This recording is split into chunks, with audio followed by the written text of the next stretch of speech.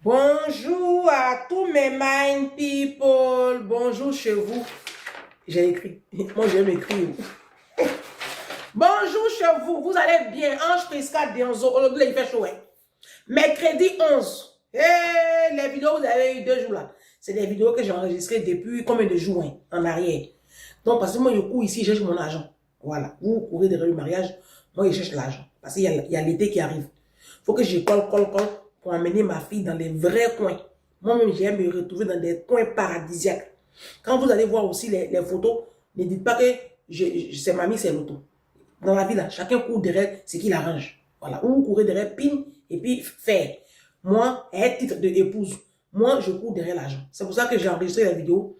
Et puis, depuis lors, il y a la toile est en branle sur une actualité. Tu as vu le titre? Donc, on va en parler. Jour J moins combien?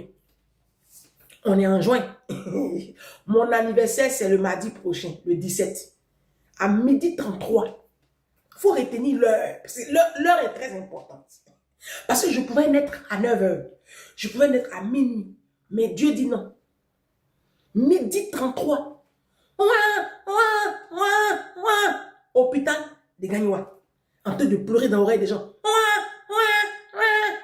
La légende est née. On ne peut pas célébrer ça. On va célébrer ça. Donc, célébrons nos vivants. Il y a une de mes filles. Donc, bon anniversaire à nous. Bon, ceux qui sont nés aujourd'hui, là, bon anniversaire à vous. Vous qui êtes nés, là, c'est le 11, jusqu'à week-end, là. Dieu vous garde. Maintenant, nous qui sommes nés à partir du lundi 16, 17, 18, 19, on va nous célébrer. Parmi ce gros lot, là, il y a moi. Ange Prisca Dionzo, défibrillateur des réseaux sociaux. Il est 12h33.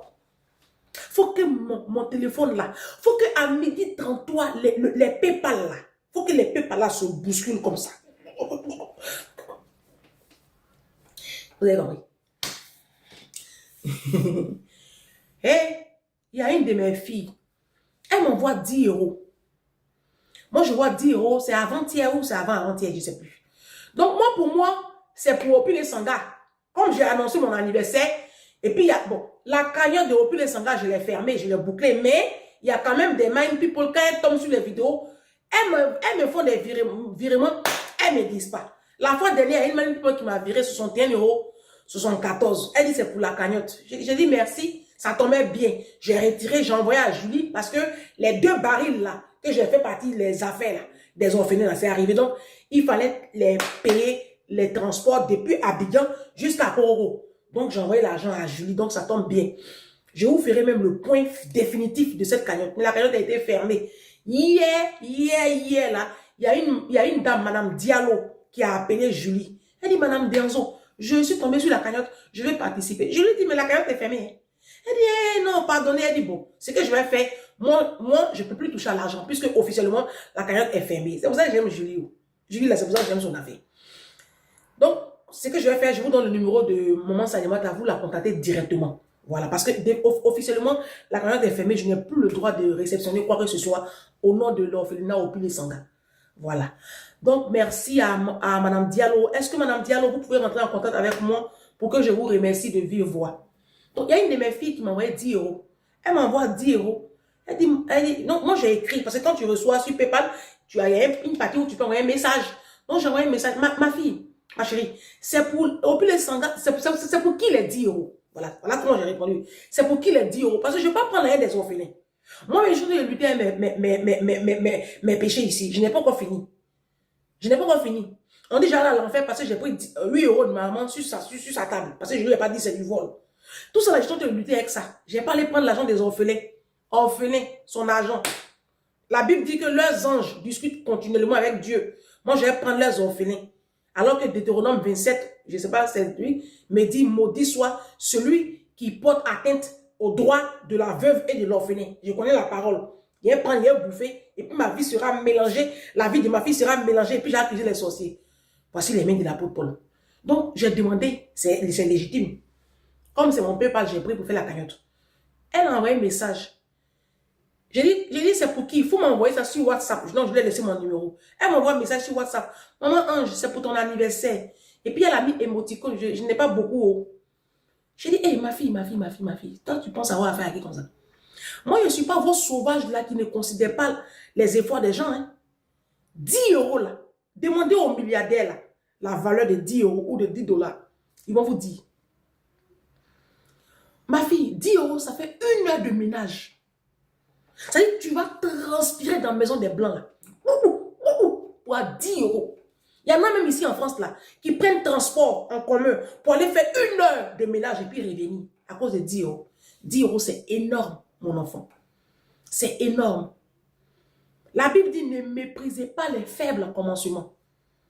C'est beaucoup. Moi, je considère les efforts des gens. Hein.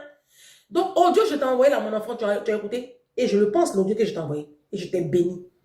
Tu es béni. Tu as compris? Tu es béni, Justin. Faut pas regarder ça. Ceux qui vont... Vous, les Africains, là. Si, c'est à cause de vous. Les gens... Quand vous, surtout vous qui êtes en Afrique, là. Vous êtes pauvres. Vous n'avez rien. Quand nous, on vous envoie l'argent, là. Tant que ce n'est pas 100 000, là. Ce n'est pas l'argent. C'est pour ça que moi aussi, je ne vous envoie plus rien. Parce que quand tu envoies l'argent aux Africains, si c'est 20 euros, si c'est 30 euros, tu les as insultés. Hein? Tu leur as manqué de respect. Il faut que eux, quand ils vont dans l'agence de retrait, là, il faut que ça soit au moins 80 000, 100 000. Là, tu les as considérés. Moi, il n'est pas ça pour vous envoyer. Donc, je préfère ne pas vous envoyer. C'est pas fini. Non, ma fille, tu es bénie. Ton ciel est ouvert. Bienvenue sur Ange Prisca Dianzo. Moi, je n'ai pas cette mentalité-là. Moi, même 1 euro. J'ai travaillé chez les Blancs pendant 13 ans. Ceux-là, même les centimes Blancs considèrent. C'est pour ça que ceux-là, Dieu va toujours les élever. Le Blanc, il t'a envoyé. Tu viens, tu lui déposes son reçu. Tu as 55 centimes qui restent. Tu déposes les 55 centimes. Si tu ne lui as pas donné là. Pour ça là, tu vas voir que l'année qui va suivre là, il peut ne pas renouveler ton contrat. Parce qu'il trouve que tu es malhonnête. Si. Donc voilà un peu. Ma fille, 10 euros c'est l'argent. C'est 10 euros 10 fois là, c'est ça qui fait 100 euros. C'est 10 euros 20 fois qui fait 200 euros. Il faut commencer quelque part. Donc tu m'as béni là. Mon mère est béni aussi ta vie. Pour les sauvages qui étaient en Afrique, qui méprisaient les efforts des gens là. Ceux qui continuent de vous faire Western Union, ils n'ont rien à faire. Si c'est moi celui-là, toutes les agences RIA Western Union là vont faire rien. Vous avez 2 bras, 2 pieds, allez travailler. Bienvenue sur Ange Prisca Dianzo. Défibrillateur des réseaux sociaux, la vérité, la solution. Vous allez bien. Bon, tu as vu le titre? C'est le titre qui est là. On m'a tagué. Moi, je suis dans mon petit coin. Je suis dans mon petit coin, mon gros nez. Il fait mes thèmes, j'avance. Ils m'ont tagué. Ah, Ange, tu as vu cette vidéo-là? Ange, tu as vu la vidéo-là? C'est toi qui avais raison. On t'a vu? Je ne vis pas dans Abidjan même, mais à 1 heure de route. Dans ce village, bien plus pauvre, elle habite cette maison, au 1er étage. Bonjour Marie-Laure, enchantée. L'octogénaire accepte que nous filmions. Pour la protéger, nous l'anonymisons. Vous habitez à combien de personnes ici? Mon mari, le petit, la nounou, et puis il y avait une autre dame qui m'aidait aussi, parce que j'ai du monde qui m'aide. Mon mari ne veut pas que je fasse quoi que ce soit. Voilà. Celui qu'elle nomme son mari, c'est Christ. Marie-Jo dit qu'ils dorment ensemble. Voilà, la chambre. Pendant la visite, elle n'est jamais seule. Lui, il nous a montré des relevés bancaires où il y a des demandes de déblocage d'assurance vie sur des sommes assez élevées. C'est pas vrai. Marie-Jo nie, puis semble se contredire quelques instants plus tard. Même si mon mari dépensait de l'argent, ça m'est égal. Hein? Même s'il en donne à ses frères et que ses frères sont bien plus heureux, ben tant mieux. Chris, c'est pas un routeur et ça ne regarde personne ce que j'ai dépensé. Et vous, Marie-Jo, ici, vous êtes toujours en possession de vos moyens de paiement, de vos moyens bancaires, ou c'est Christ qui est en possession de tout ça? C'est lui qui va chercher, on va faire les courses avec Christian, le bras droit. Heureuse et aimée, Marie-Jo nous assure l'être. Mais ce tableau va se fissurer. Marie-Jo est-elle dupe? En tout cas, 2 jours plus tard, nous la retrouvons fâchée. Son mari n'a pas dormi là depuis plusieurs jours. Moi, j'ai attendu jusqu'à 5 heures. Du matin? Ouais. il m'a dit, bon ben voilà, je suis chez mon père. Et il était parti où, Christ? Quelque part Ah, je ne sais pas où. Vous savez pas? Hier, ça a éclaté. J'ai cru qu'il allait me taper dessus, hein, mais je ne me serais pas laissé faire. Mais dès que Chris lui fait signe, tout semble oublié. Marie-Jo ne vit pas dans Abidjan même. Depuis Chris lui a fait signe, tout semble oublié. Bon, donc, on m'a envoyé plusieurs vidéos comme ça. On dit, il y a l'émission TF1. On dit 7 à 8. On dit 7 à 8 et aller à Abidjan enquêter. Alors, c'est l'histoire d'une dame de 82 ans qui est tombée sur un homme sur les réseaux sociaux, sur un Ivoirien de 28 ans. Donc, carrément, son petit-fils, hein. Il parlait. Il parlait, il dit, TF1 même là, vous êtes allés, vous les TF1 là, vous les sauvages des TF1 là, vous êtes allés à Abidjan pour aller faire enquête. Prenez votre Marie-Jo, vous allez la ramener à Abidjan. Prenez-la, vous allez la ramener. Moi je dis, j'accuse les Français aussi. Vous les Français là, c'est vous j'accuse aussi. Voilà. Parce que les Ivoiriens ne peuvent pas être plus intelligents que vous. Allez chercher Marie-Jo, vous allez la ramener en France. Et puis, on va clôturer le débat, on va avancer. Parce que vous n'allez pas nous emmerder comme ça sur les réseaux. Bon, l'Ivoirien en question, il a 28 ans. Vous avez vu son visage? Voilà. À force de dormir dans le maraboutage. Regardez son visage. On dirait un petit démon. Le broutage, c'est un phénomène qui est apparu avec l'avènement du coupé décalé. Votre Douk Saga que vous idolâtrez là, vous les chiens de la Côte d'Ivoire là, votre sauvage de Douk Saga, que Dieu, Dieu était tellement fâché même qu'il a enlevé brutalement comme ça et puis on avance là. Il est venu pervertir la jeunesse, oui. Douk Saga avec son coupé décalé là, c'est un système de voleurs. Donc, moi je n'ai jamais aimé le coupé décalé. Ce mouvement là, je ne l'ai jamais aimé. Je ne l'ai jamais aimé. Voilà. Parce que ça gâtait notre jeunesse. Donc, broutage là. Broutage, ça va être maraboutage. Ça va être maraboutage. Les jeunes qui sont sur les réseaux sociaux, sur Internet, ils sont dans les cyber là. Ils ne travaillent pas avec les moyens conventionnels. Hein. Il faut le savoir. Il faut vraiment le savoir. Ça, c'est très important de le savoir. Parce que une personne qui est en possession de toutes ses facultés mentales, quand on parle du physique, il y a des choses qu'elle ne peut pas faire. Et je vous dis tous les jours ici que c'est le spirituel qui commande le physique. Vous qui ne croyez pas au spirituel, c'est dommage pour vous. Mais moi, j'ai fait le nord de la Côte d'Ivoire. J'ai fait Korogo. Le maraboutage, je connais. Le fétichisme, je connais. Voilà. Je connais ça parce que j'ai vu mon père le pratiquer. J'ai vu mon papa faire ça. Donc, je sais de quoi on parle. Donc, quand tu vois une femme de 82 ans qui tombe... Et puis, je vais vous dire une chose. Aujourd'hui, on parle de Marie-Jo. Mais vous, nos mamans de la diaspora, là, vous, nos mamans de la diaspora, là, vous vous levez ici, vous partez prendre les petits jeunes en Afrique pour les épouser. Vous partez pas vos maris en Afrique. Vous les rencontrez où, les hommes, là? C'est sur ces mêmes groupes là-haut. Parce qu'en ce moment-là, ils font fureur, hein? En ce moment-là, ils font fureur. Et je vais juste faire une petite lucarne pour vous interpeller là-dessus. Il y a une maman qui m'a contacté. Il y a des gens qui sont rentrés sur son Facebook et puis qui l'ont contacté. Et elle pensait avoir affaire à des blancs. Or, ce sont des jeunes Ivoiriens, ils trafiquent leur voix. Et puis, après là, ils mettent maraboutage dedans. Et c'est comme ça que vous vous laissez avoir. Moi-même, il y a un qui allait sur ma page Facebook et puis qui m'a écrit. Moi, pour moi, il a mis une photo de profil blanc. Aujourd'hui, il y a des blancs qui me contactent et je les aide. Je les aide. Il y a 3 Français qui m'ont contacté pour que je puisse les aider dans un domaine bien particulier. Donc, moi, pour moi, donc j'ai laissé mon numéro. Il me contacte là, il pensait avoir affaire à une désœuvrée ou à une idiote. Tout de suite, j'ai vu la super chérie.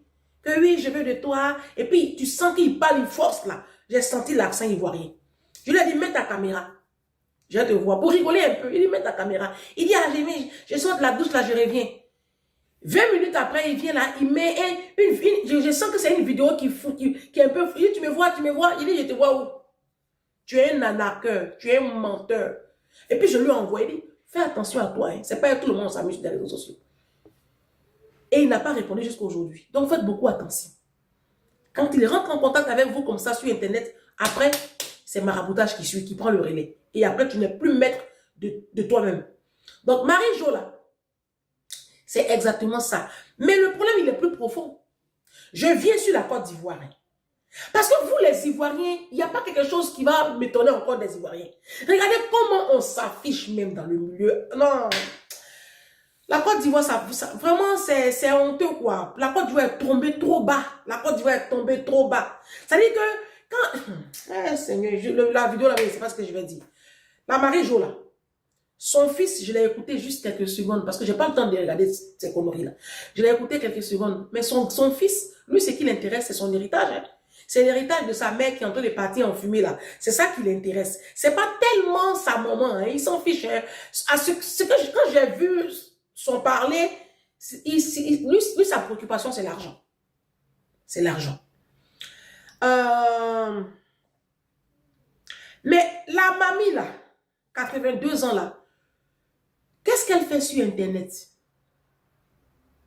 Elle fait quoi sur Internet? C'est parce qu'elle se sent seule. Voici un véritable problème aussi ici, avec les Français, avec les Blancs.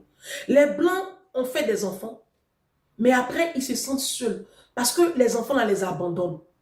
Et les enfants, là, veulent les mettre dans les maisons de retraite. J'aurais appris dans les commentaires que cette mamie-là, elle ne voulait pas que ses enfants la mettent en maison de retraite. Donc, c'est peut-être une échappatoire qu'elle a trouvée comme ça parce que les maisons de retraite, c'est de la merde. Moi, ma mère travaille en maison de retraite, je le dis ici haut et fort, les maisons de retraite, je ferai une vidéo là-dessus, c'est de la merde. C'est de la maltraitance là-bas. Ma mère travaille en maison de retraite. Je sais de quoi je vous parle. C'est pas à faire. Moi, jamais je mettrai ma mère dans une maison de retraite. Mais bon, bref. Donc, cette femme-là, elle ne voulait pas. Et elle se sentait seule, visiblement. C'est la solitude qui pousse les femmes à aller sur Internet. Qu'elles soient blanches ou noires ou jaunes. C'est la solitude. Parce que quand tu as cet âge-là, tu devrais être entouré de tes enfants, de tes petits-enfants. Mais bon, les Blancs, qu'est-ce qu'ils font, les Français? La plupart, qu'est-ce qu'ils font? Ils déposent les parents en maison de retraite et puis ils vivent leur vie. Mais moi, je pense que ça aussi, c'est dans l'éducation. Parce que moi, je travaillais chez les particuliers français qui n'ont pas déposé leurs parents en maison de retraite. Donc, je pense que c'est une question d'éducation aussi. Moi, mon patron de Poissy, ses parents sont vieux. Ses parents sont dans les 90 ans maintenant, bientôt. Donc, qu'est-ce qu'il a fait? Il y a 8 ans en arrière, avant le Covid, là, il y a juste, oui, 6 ans avant le, voilà, c'était avant le Covid. Moi, je ne travaillais plus chez lui, hein, je travaillais sur Paris. Qu'est-ce qu'il a fait? Bon, comme ses parents sont un peu loin de lui, je crois que c'était à 2 heures de route, en voiture, bah, il a vendu la maison et puis il a acheté une maison à Poissy Centre pour être vraiment à côté de ses parents parce que lui, pour lui, il n'est pas question de déposer sa maman et son papa en maison de retraite. Donc, il a fait le nécessaire et après, le Covid est arrivé, bingo, il avait vraiment vu juste. Mais je pense que si il a procédé comme ça, c'est par rapport au lien qu'il a avec ses parents. Je vous ai raconté l'histoire ici de ce que ses parents ont dû sacrifier pour pouvoir le sauver de la drogue, mon patron. D'accord? Donc, je pense qu'il y a ça aussi. Depuis le berceau, faut tisser des liens très forts avec ses enfants. Sinon, à vos vieux jours, vos enfants ne vont pas trop s'emmerder avec vous. Hein. Ils vont vous déposer quelque part là-bas et puis ils vont vivre leur vie. D'accord? Donc, je pense que c'est ce que cette femme-là voulait éviter. D'accord? Et puis, bon, les enfants. Les parents, à un moment donné, il faut aussi les encadrer. Il faut vraiment les encadrer. Comment les encadrer? Sinon c'est pas bon. Moi, je connais une mind people avec qui j'ai déjeuné la fois dernière. Son papa est addict aux jeux de hasard. PMU, là. Les TRC gagnants, là. Son papa est addict. Aujourd'hui, son père à la retraite, il n'a rien foutu de sa vie. Mais aujourd'hui, c'est elle qui gère sa carte bleue. C'est elle qui gère sa carte bleue. Elle lui donne de l'argent. Toutes les semaines ou tous les mois, elle donne une enveloppe. Elle dit ça c'est pour toi et c'est elle qui gère la carte bleue de son père. C'est l'aîné. Donc, essayez de faire ça, contrôler un peu, parce que les personnes âgées, là, deviennent comme des enfants. Elles sont très vulnérables. Donc, quand tu as des... Moi-même, ma mère, je vois ça avec ma mère. Ma mère, aujourd'hui, on est en train de l'encadrer, mon fils et moi, parce que, bon, elle n'aime pas qu'on le dise, mais elle prend de l'âge, quoi. Il y a des choses qu'elle fait, mais elle ne le ferait pas il y a 20 ans en arrière. Ça fait toujours peur, la vieillesse. Elle oublie vite les choses. Elle ne sait pas où se trouve tel document. Donc, à chaque fois, même quand on est parti, l'été dernier, on est parti en vacances, j'ai compris que ma mère est en train de prendre de l'âge. Parce qu'il y a des choses qu'elle fait, même ma fille l'a reconnue. Et donc, mais ça la dérange quand même qu'on en parle. Parce que, bon, mais on l'encadre quand même. On l'encadre parce qu'elle est en train de prendre de l'âge. Ça, c'est tout le monde va prendre de l'âge. Voilà. Revenons maintenant à l'histoire de ce brouteur-là. Comme je le disais, il travaille, c'est... Moi, je dis tout cela, le dénominateur commun, c'est la pauvreté. C'est la pauvreté. Les parents africains ont carrément démissionné de l'éducation de leurs enfants. Vous faites les enfants, vous les laissez comme ça. Donc, les enfants là, ils font ce qu'ils peuvent pour chercher, pour manger. Les jeunes Ivoiriens là, d'abord, vous les avez rendus femmes. Ils sont efféminés. Les hommes aujourd'hui Ivoiriens, vous qui êtes mariés là, vous qui avez un peu la chance, vous êtes avec des hommes princesses. Mais sinon, ils sont tous youbi aujourd'hui. Ou hommes princesses, voici les deux catégories d'Ivoiriens que nous avons aujourd'hui dans notre société. Soit ce sont des hommes princesses, soit ils sont youbi. Parce que dans votre éducation, dans l'éducation que vous avez donnée à vos petits garçons, vous les avez trop rendus femmes. Tressés cheveux, bout d'oreilles, hein, vous portez les pantalons plaqués, aux petits garçons, ils grandissent, ils ont ce comportement de femme là. Donc, ils n'ont pas cette âme masculine qui les pousse à travailler et à pouvoir aux besoins d'une femme. Ils n'ont plus ça. Nos hommes ivoiriens n'ont plus cette fibre-là. Mes soeurs, vous êtes dans mon inbox. Même vous m'écoutez, vous savez dans quoi vous êtes. Vous toutes qui êtes mariés aux Ivoiriens, surtout ceux de la diaspora, vous savez dans quoi vous êtes. Vos hommes-là, c'est vous qui êtes les mamans. Parce que c'est l'éducation. C'est l'éducation. Maintenant, je disais tantôt que le dénominateur commun, c'est la pauvreté. Bah oui, c'est la pauvreté qui pousse les jeunes aujourd'hui comme ça. On voit comment la prostitution a atteint un niveau au Congo, au Cameroun et en Côte d'Ivoire. Comment les femmes... Je discutais avec ma copine la dernière fois. Je disais, les filles à 16 ans, elles sont déjà déviégées. Mais elle dit qu'à 16 ans. Tu parles de quel 16 ans? Les petites là, à 11 ans, elles sont déviégées. Il dit, quoi? Elle dit, oui, à 11 ans, elles ont gars. Il dit, tu mens. Elle dit, oh, moi, c'est ça, je n'aime pas être toi, ange. Toi, tu connais tout. On ne peut pas te parler. Moi, je suis à Yopougon. Je viens de Yopougon. Il te dit, à 11 ans, 12 ans, elles ont gars. Et c'est là, la dernière fois, ma grande soeur, Julie, m'a attesté ça. Elle dit au travail là-bas, les gens lui ont dit, mais tu parles de quoi? 11 ans, 12 ans, elles ont gars. C'est la pauvreté. C'est la pauvreté. C'est la pauvreté qui fait ça. Moi, je ne sais pas ce que je vais dire. Hein. En fait, c'est un sujet, les histoires de broutage, là, c'est pas aujourd'hui, c'est un truc. Mais je pense que l'État de Côte d'Ivoire devrait mener une politique parce que c'est pas possible. Regardez l'image que nous renvoyons au plan international. Moi, c'est ça qui me dérange. Sinon, moi, je m'en fous même de ce reportage. C'est l'image qu'on renvoie. Quand j'ai eu mon stage en cuisine, parce qu'il fallait qu'on trouve un stage pour valider notre diplôme de cuisinier professionnel, j'ai eu mon stage ici à Melun. Quand j'ai commencé la première semaine, d'abord, bon, à l'entretien, il m'a demandé, il m'a demandé de quelle origine, je suis de la Côte d'Ivoire. Il a souri un peu. Et quand j'ai commencé à travailler, il a vu comment je travaillais bien. Il m'a redemandé encore, vous êtes de quelle origine? J'ai dit, pardon, il a dit que j'étais ivoirienne. Il dit, vous êtes des truands et puis en plus, vous êtes des voleurs.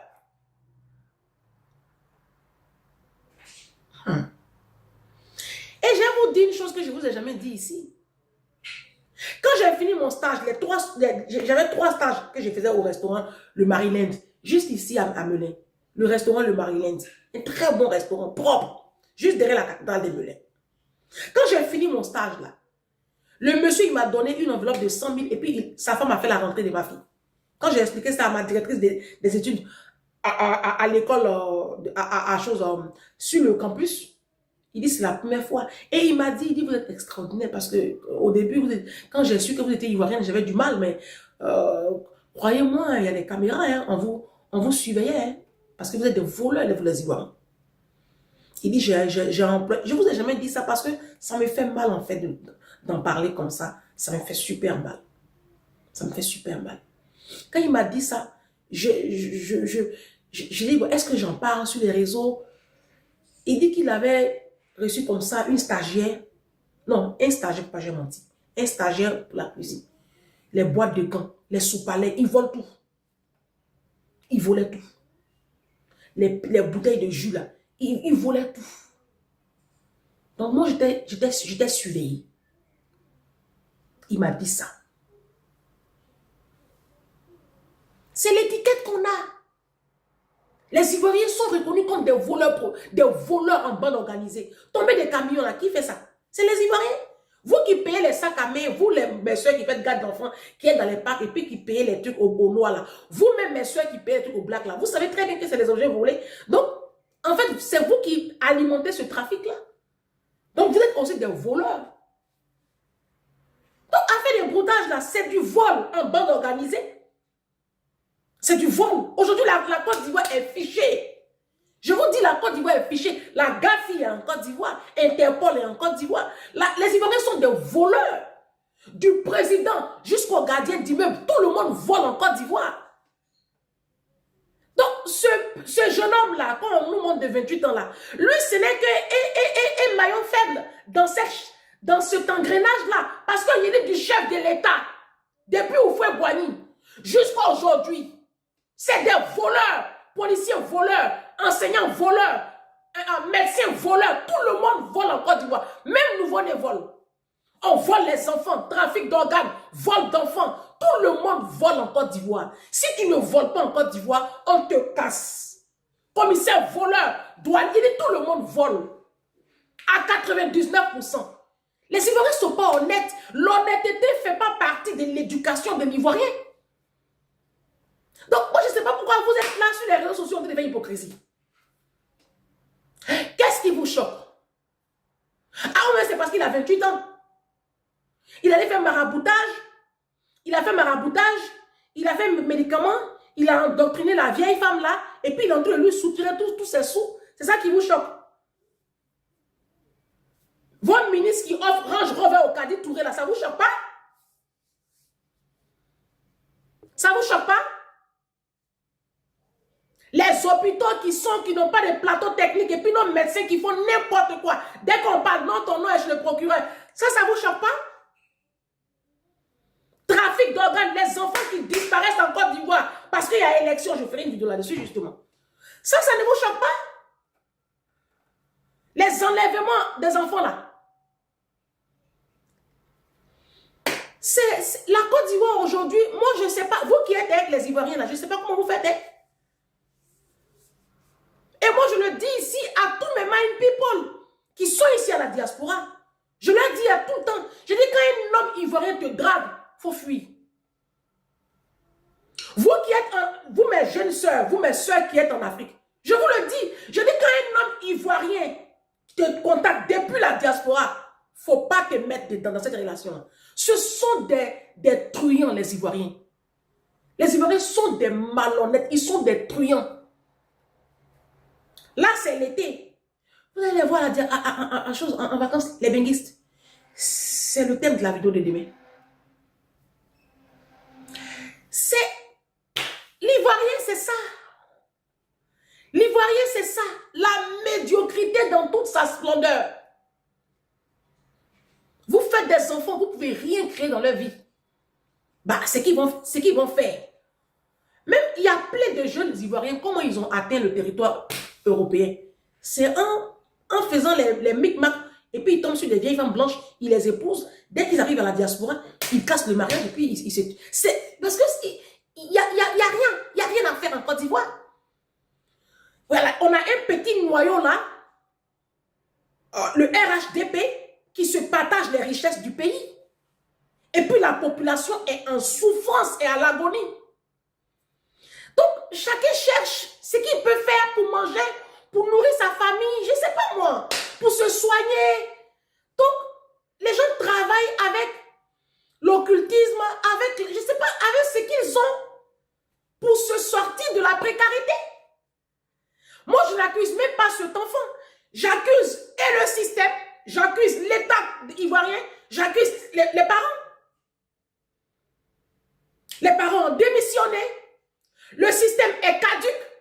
Et nos gouvernements sont des voleurs, sont des démons, des sorciers qui s'en fichent. Il n'y a aucun plan pour l'éducation nationale. Il n'y a pas de centre de formation pour nos jeunes. Il n'y a rien. Tout est verrouillé. Si tu ne portes pas le nom Soro, si tu ne portes pas le nom Ouattara, si tu n'es pas un Bakayoko, si tu n'es pas ceci, tu n'as pas ta place. Qu'est-ce que vous voulez? Ça, c'est les conséquences. C'est les conséquences de la mauvaise gouvernance. C'est les conséquences de la méchanceté de nos autorités politiques qui ne vivent que pour eux, pour leur famille. Ils font des galas de charité. Il y a un petit noyau là qui profite de tout. Mais la jeunesse n'est pas éduquée. Elle n'est pas encadrée. Il n'y a rien. La journée, ils font rien. Ils vont dans les cyber là. Et puis, bon, ils font les trucs. Et puis, je sais pas moi. Vous voulez que je dise quoi en fait? Parce que là, après la vidéo, là, mon nom est à l'aéroport. Hein? Après cette vidéo là, mon nom est écrit chez le procureur. Parce qu'on ne peut pas parler. C'est quoi? Je ne sais pas. La Côte d'Ivoire fait honte. Moi, aujourd'hui, j'ai honte de dire que je suis ivoirienne. J'ai honte. Je suis allée me faire opérer il y a 2 ans en arrière. On me demande, le médecin dit, oui, de quelle nationalité? Je dis, je ne sais pas. Il dit, mais madame Dianzo, ne vous foutez pas de moi. Il dit, je ne sais pas. Je ne sais pas. J'ai demandé la nationalité zimbabwéenne. Personne ne me répond. Non, je suis là comme ça. Je ne sais même pas où je vais partir. La Côte d'Ivoire fait honte. Au plan international, on fait honte. Aujourd'hui, tu vas chercher du travail. Tu vas déposer ton CV pour vendre. Dès qu'ils voient une nationalité ivoirienne, ou même origine ivoirienne, ils voient même ton accent, ils ne te prennent pas, même si tu as le passeport rouge Bordeaux. Ils voient ton accent, ils connaissent les Ivoiriens. Les Ivoiriens, on est affichés. Il a dit, les organisations internationales nous reconnaissent comme des truands, comme des personnes malhonnêtes. Moi, je ne sais pas pourquoi vous tombez au plafond. Hein? Vous sautez au plafond pour tomber. Hein? Parce que tout ça, c'est la conséquence d'un système de pensée médiocre et pathétique. Vous ne voulez pas changer.